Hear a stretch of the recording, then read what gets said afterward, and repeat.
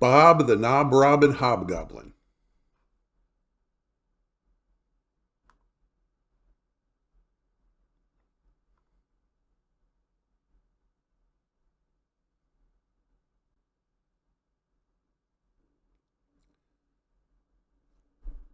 'Twas the night of the birthday of Zob the Grand Grob, when Bob the Hobgoblin robbed his first knob.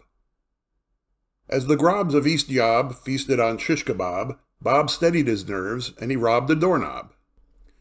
Now, no one is saying it's okay to rob, not the crown of a king nor the corn of a cob.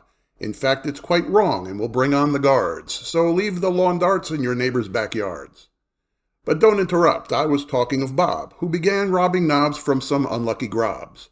Without their doorknobs, they were soon at the mercy of a gossipy grob they referred to as Percy. His full name was Percival Earache Macabre, who annoyed everybody by saying, "No prob." That first knob belonged to Frob's brother Zibzob, and before he could say, "Where the heck is my knob?" the door swung half open, and in poked a nose. 'Twas Percy's, of course, followed in by his toes. "Zibzob, good buddy," said Percy Macabre, "I notice you seem to be lacking your knob." "Buzz off," replied Zibzob, "go 3 miles away." "No prob," smiled Percy, then, "Oh, by the way, isn't it awful about all this joblessness?" Zibzob just sighed, lamenting his knoblessness. Now all the hobgoblins had an opinion. Some thought Bob a leader, some thought him a minion. Some thought he was harmless, some thought he was ghoulish. "At least he's consistent," said Ralph. "No, he's foolish," said Waldo, a hobgoblin of quite little mind. But between you and me, they were 2 of a kind. But Bob just continued his knob-robbin ways, quite heedless of all that the others might say. He built up his collection, which he kept in a vault in his uncle's backyard neath a pile of salt. And he visited there twice a day right at 6, with 2 new knobs screwed onto 2 new broomsticks. But do you suppose this could go on forever? Well, it might have, had not the grobs gotten clever.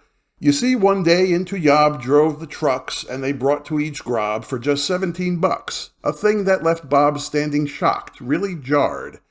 A door that swings open with the swipe of a card. It's no fun to see a grown hobgoblin sobbin', but poor old Bob's sobbin' ducts started to throbbin', and his waterworks didn't shut off for a week, and his future at knob-robbin' looked mighty bleak. So he pointed his back to his uncle's backyard, left all of his knobs, and did not look backward. Down Great Yob Mountain went Bob in a funk through a forest so ugly it actually stunk. His face he made hard so it looked like a stone, and even mosquitoes left old Bob alone. He just strode and he strode till he got to the road that led from the mountain to Fork Monk Spit Toad. He got on that road and he headed straight east, staring down every turtle and angel and beast. He went quite a while, our hobgoblin Bob, till he came upon a most curious mob. The mob was composed of quite indistinct blobs. These blobs held up signs saying, "Blobs are not snobs." They proclaimed to him loudly, "We're no better than you." Bob hurried to pass them, but what could he do? They held up his progress with their shapeless decrees. "We don't even think we're much better than fleas. Not that there's anything wrong with fleas. We lie down with dogs and we never shun bees." "That's all very noble," said Bob to get by. "Not noble, no," came the indignant reply. Protesting their humility, they surrounded Bob, when up came another rather equal-sized mob. This mob carried signs saying "Slobs without jobs." They started to shout at the blobs who weren't snobs, who replied in kind with repetitive chants.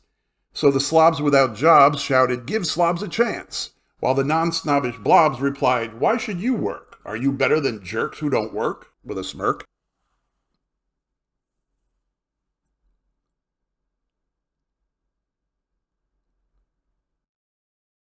In all this hubbub, our hobgoblin Bob escaped with his life from the unruly mob. A little bit shaken, a little bit stirred, Bob ran down the road and met up with a bird.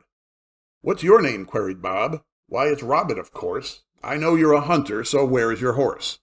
"Hunter? No, I'm not a hunter," said Bob. "I recently gave up a fondness for knobs, but that's all," he said, to give reassurance.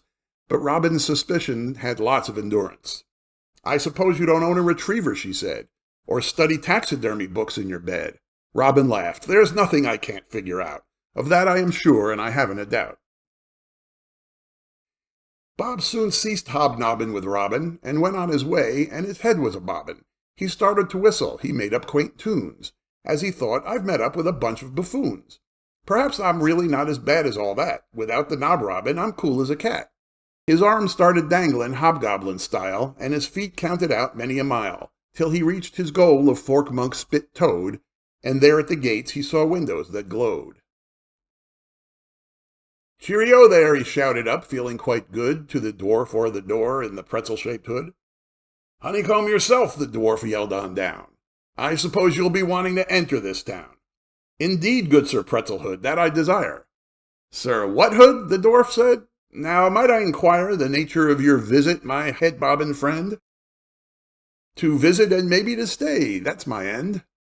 "Tut, tut," said the dwarf, and his smile turned down, shook his head, and he said, "Not so fast, you poor clown. There's no getting into or out of this place, since the witch left her curse like the coldest embrace. In the form of the trickiest hard-to-solve riddle, 'tis clear that she likes us not even a little. And the only guess counted is each guesser's first, and if you guess wrong, well, imagine the worst." "A riddle?" said Bob. "I could give it a shot. I've been known to untwist a logical knot." The dwarf looked back down with a skeptical frown. "Your face doesn't exhibit too much perspicacity, and you seem to be lacking the cranial capacity. Nevertheless, I will read you this conundrum that has stumped us all up to our highest panjandrum." The dwarf looked pensive. "E'er since I was young, the answer seemed on the tip of my tongue." As e'en he spoke, the dwarf drew to his lips a handful of twisty-shaped salt-tasting chips. "Well, I can't indulge it until you divulge it." The dwarf finished chewing, and he drew out a scroll from under his vest, and he did it unroll. "Identify this, or these doors stay shut tight. This thing's twisted left, and this thing's twisted right." You can see our dilemma. We're all stumped by this mystery, e'en our professors of medicine and history. Woe to us, when will we be finally released? As the dwarf's lament wafted to south, north, and east, Bob pensively looked at the castle exterior, the heraldry woven in linen superior, and the uniformed soldiers, their hoods and their capes, everything covered with pretzel-like shapes, and pretzels twisted around in his mind, until the miasma almost made him blind. But he snapped out of it quickly, our hobgoblin Bob. Why, to open a door, you just twist a doorknob. And the two massive doors of the town opened wide, to let our hobgoblin skip nimbly inside. And the dwarf very nearly fell out of his shoes as he leaned o'er the parapet, shouting the news. "The doors, they're open, he crowed to all of the townsfolk of Fork Monk Spit Toad." And Mayor Barsimple threw Bob a parade, and for 3 months they laughed, and they danced, and they played. And no, Bob didn't rob any knobs from those folks. Now go on to bed, and no more of your jokes.